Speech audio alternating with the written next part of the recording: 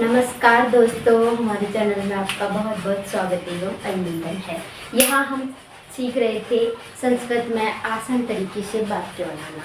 तो ये हमारी दूसरी क्लास है इसकी। इससे पहले हम एक क्लास पढ़ चुके हैं, तो आइए इसको हम देख लेते हैं। इसमें हमें सबसे पहले क्या करना था, हमें 3 वचन लिख लेने हैं। एक वचन, द्विवचन, द्विवचन और बहुवचन। एक वचन का मतलब होता है एक, द्विवचन का मतलब होता है दो और बहुवचन का मतलब होता है एक से अधिक, एक से ज़्यादा। एक वचन, द्विवचन और बहुवचन। हमें इसके 3 पुरुष लिख लेने हैं। प्रथम पुरुष,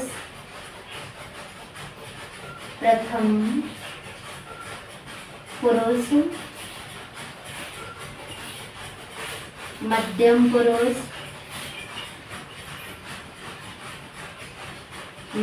पुरुष, और उत्तम पुरुष।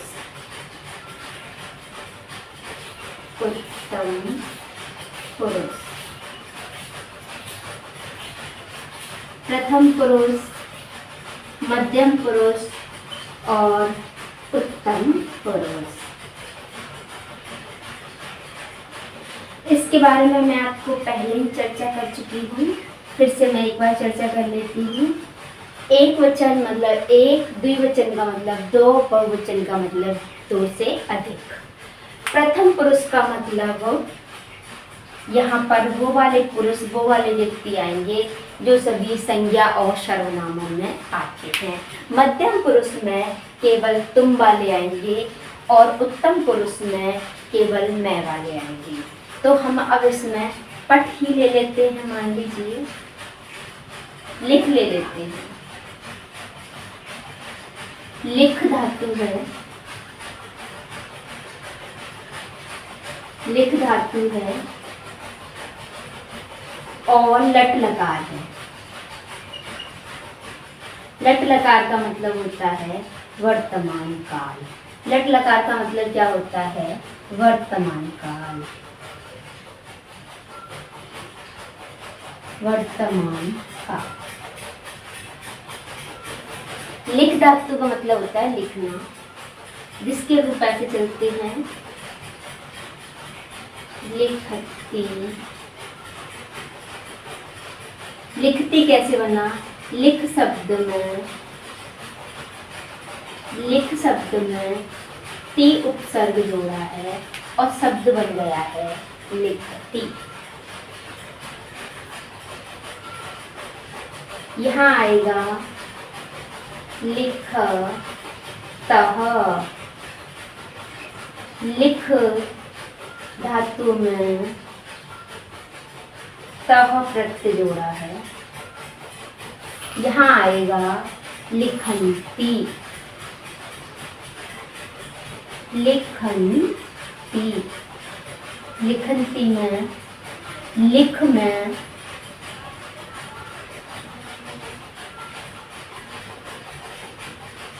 लिखंती में क्या है? लिख में अंति जोड़ा है और लिखंती बन गया है। इसी तरीके से यहाँ लिखसी। लिखसी, लिखसी कैसे बनेगा? लिख बराबर सी, लिखसी। इसी तरीके से यहाँ लिखत आएगा।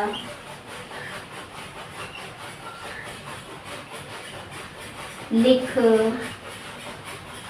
बराबर ठह।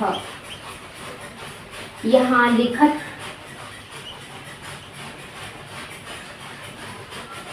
लिख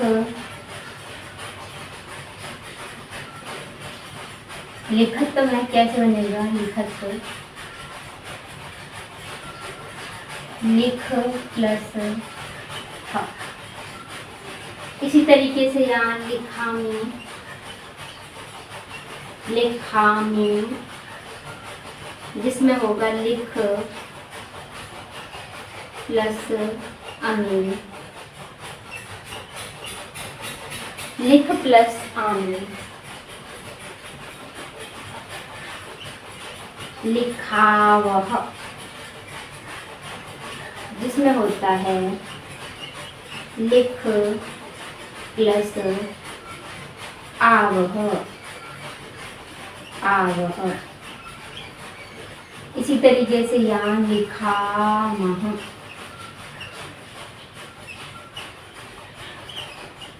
लिख प्लस आमह, लिख प्लस आमह बराबर लिखामह शब्द बनता है। अब इसको हमने जान लिया।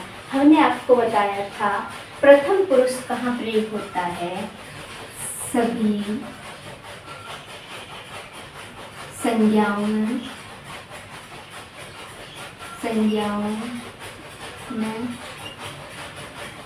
और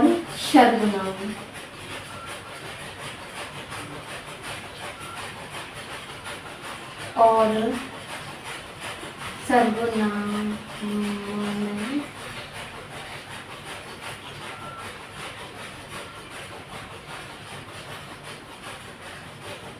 सर्वनामों में। मध्यम पुरुष का प्रयोग क्या कहाँ होता है, तुम दोनों,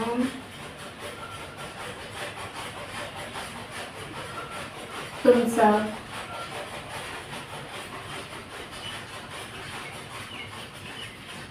उत्तम पुरुष का मैं, हम सब, हम सब। इस तरीके से यहाँ पर प्रयोग होता है। अब इसे हम लिखते कैसे हैं वह देख लेते हैं। यहाँ हमने कहा कि सभी संज्ञाएं और सर्वनाम। पहले मध्यम पुरुष को देख लेते हैं। एक वचन में मध्यम पुरुष में तुम प्रयोग को हम त्वम बोलते हैं। क्या बोलते हैं?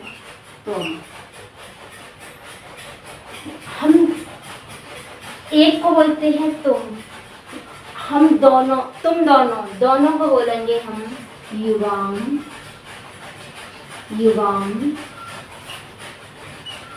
और इसमें बोलेंगे हम यूयम।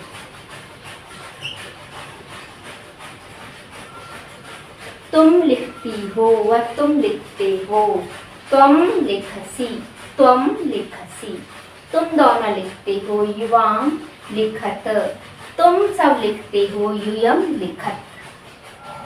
मैं लिखती हूँ व मैं लिखता हूँ, अहम,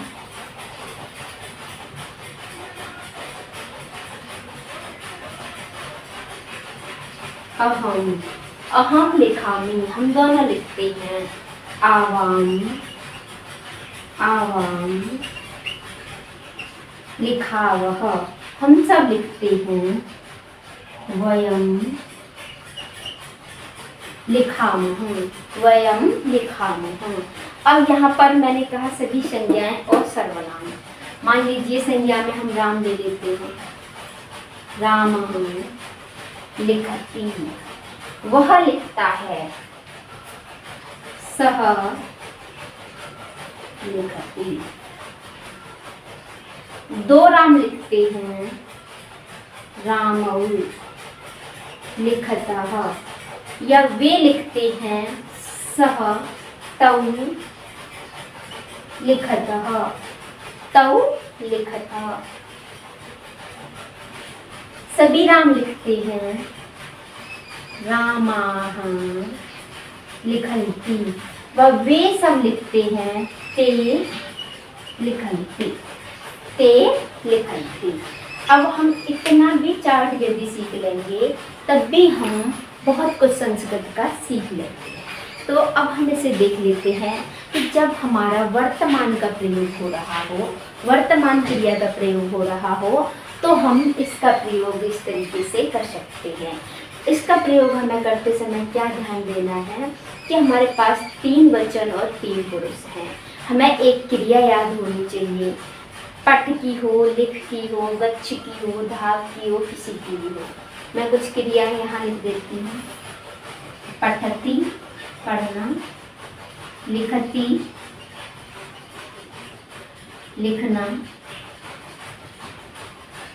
गच्छति जाना, आगच्छति आना, नृत्यति नाचना, गायति गाना, जानाति जानना,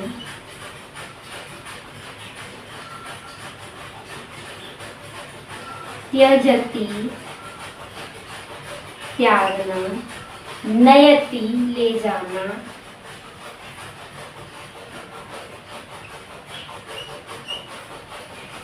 उपविशति बैठना, उत्तिष्ठति उठना, वदति बोलना, धावति दौड़ना, क्रीडति खेलना, नृत्यति नाचना इत्यादि कुछ क्रियाएं होती हैं जो इसी की तरह चलती हैं। मान लीजिए यहाँ हमने पठ लिख गच्छ होता तो रामः गच्छति, राम जाता है, या वह जाता है तो हम कहते सह गच्छति। दो राम जाते हैं, रामौ गच्छतः। यह लिख के लिख रहे हैं, हम गच्छ में परिवर्तन करते तो वे दोनों जाते हैं, तौ गच्छतः। वे सब जाते हैं, ते गच्छन्ति। तुम जाते हो, तुम जाते हो, त्वं गच्छसि। तुम दोनों जाते हो, त्वं गच्छतः। तुम सब जाते हो, त्वं गच्छत। मैं जाती हूँ, अहं गच्छामि। हम दोनों जाते हैं, आवां गच्छावः। हम सब जाते हैं, वयं गच्छामः, वयं गच्छामः। तो इस तरीके से यदि हमको ये वाक्य बनाने आ जाएंगे, ये चार्ट हमें आ जाएगा। सबसे पहले हमें इतना चार्ट आना चाहिए और हमें कुछ धातुएं इसमें बनानी भी आनी चाहिए। जैसे कि मान लीजिए अभी अभी के लिए हम इसे परिवर्तन कर देते हैं, हम इसे नृत्य में परिवर्तन कर देते हैं। नृत्य में हम इसका परिवर्तन कर देते हैं, नृत्यति। बालिका नृत्यति, बालिका नृत्यति। ये मान लीजिए बालक नृत्यति, बालक नाचता है। दो बालक नाचते हैं, बालकौ नृत्यतः। सभी बालक नाचते हैं, बालकाः नृत्यन्ति, नृत्यन्ति। बालकाः नृत्यन्ति। तुम नाचते हो और तुम नाचती हो, त्वं नृत्यसि, त्वं नृत्यसि। तुम दोनों नाचती हो, त्वं नृत्य। मान लीजिए इसी को हटा दीजिए, नृत्य, नृत्यर्थ। तुम सब नाचते हो, त्वं नृत्यत, नृत्यत। मैं नाचती हूँ, अहं नृत्यामि, अहं नृत्यामि, अहं नृत्यामि। हम दोनों नाचते हैं, नृत्यावः। यहीं पर आपको नृत्य जोड़ते रहने की है। यहाँ पर भी नृत्य लिख दीजिए।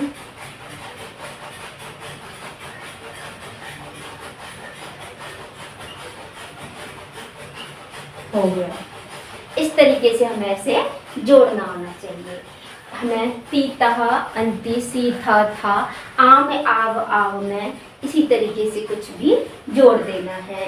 मान लीजिए गायती हमें जोड़ना है तो इसी में नृत्यति में गायती, गायताः, गायन्ति, गायसि, गायतः, गायत, गायामि, गायावः, गायामः।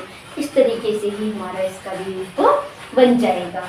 तो अब मान लीजिए कि हम इसमें अब सीखे क्या, पहले हमने कर्ता और क्रिया को सीख लिया। इससे पहले जो मैंने कारक पढ़ाए थे, अब मैं एक एक कारक आपके सामने लेके आऊँगी। जैसे बालक भोजन को खाता है, बालकः भोजनं खादति, बालक विद्यालय को जाता है, बालकः विद्यालयं गच्छति, बालक खेल को खेलता है, बालकः क्रीडां करोति, बालकः क्रीडां करोति, बालकः खेलं खेलति, बालकः खेलं खेलति, बालक फल को खाता है, बालकः फलं खादति, बालकः नाच को नाचता है, बालकः नृत्यं करोति, बालकः कार्यं करोति। इस तरीके से जब हम साधन का प्रयोग करेंगे तो उसी तरीके से हम उसमें बालक पैरों से घर जाता है, बालकः पादाभ्यां गृहं गच्छति, बालक हाथ से लिखता है, बालकः हस्तेन लिखति, बालक गिलास से दूध पीता है, बालकः चषकेन दुग्धं पिबति, बालक जल से नहाता है, बालकः जलेन स्नानं करोति। इस तरीके से हम किसी साधन का प्रयोग सभी बच्चे पुस्तकों से पढ़ते हैं। बालकाः पुस्तकानि पठन्ति, बालकाः पुस्तकानि पठन्ति। इसी तरीके से हम इसका प्रयोग करते रहेंगे। अब आप सीख गए होंगे थोड़ा थोड़ा कि किस तरीके से हमें इसका प्रयोग करना है। हमने जो 7 विभक्तियाँ पढ़ी, उन 7 विभक्तियों का प्रयोग हम इसमें करते हुए एक एक कारक का हम एक एक बार में प्रयोग आपको बताएंगे कि किस तरीके से हम एक एक कारक का एक एक बार में प्रयोग करेंगे। मैं आशा कर रही हूँ कि आपको ये क्लास पसंद आ रही होगी। इसी तरीके से हम धीरे धीरे से बोलना भी सीख जाएंगे। जैसे मान लीजिए कि अभी अभी हमको आज अपना पूरे दिन का समय बात करना है कि आज हमने क्या क्या किया, इसे हम संस्कृत में बोलना चाह रहे हैं। यदि आपको संस्कृत बोलना सीखना है तो आपके साथ में कोई एक का होना अति आवश्यक है। जैसे मान लीजिए, अद्य अहम प्रातः काले 5 वादने जागरणं कृतवती, आज मैंने सुबह 5 बजे में जागी। तद उपरांत अहम लघुशंखा स्नानम इत्यादि निवृत्तं कृतवती, उसके बाद मैंने स्नान इत्यादि किया। तदुपरांत अहम आश्रमे गतवती, उसके बाद मैं आश्रम गई। तत्र गत्वा अहम ध्यानं कृतवती, वहाँ जाकर के मैंने ध्यान किया। तत्रतः आगत्य अहम गृहे भोजनं निर्माणं भोजनं पाचनं कृतवती, भोजन पाचनं कृत उपरांत अहम भोजनं खादितवती। तत् उपरान्तः अहम एकं कालांशं पाठितवती।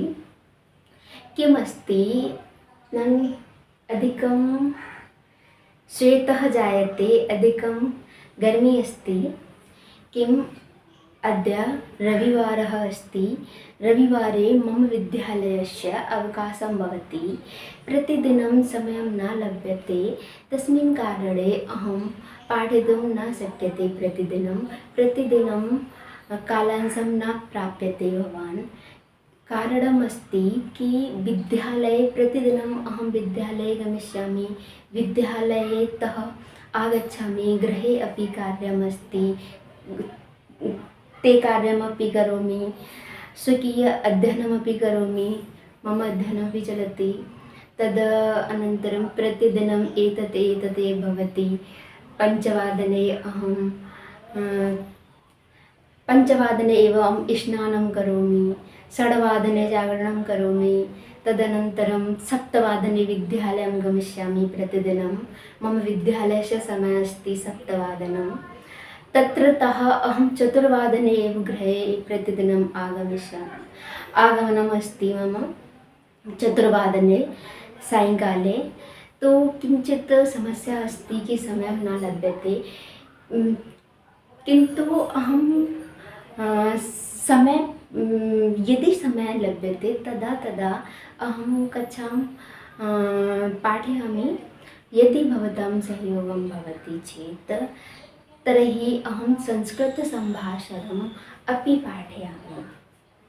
यदि भवान् इच्छति तर्हि संस्कृतसम्भाषणं कक्षां भविष्यति।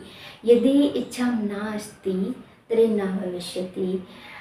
इदानीं समाप्यामि एतत् कक्षां। नमो नमः, स्वागतं, धन्यवादः।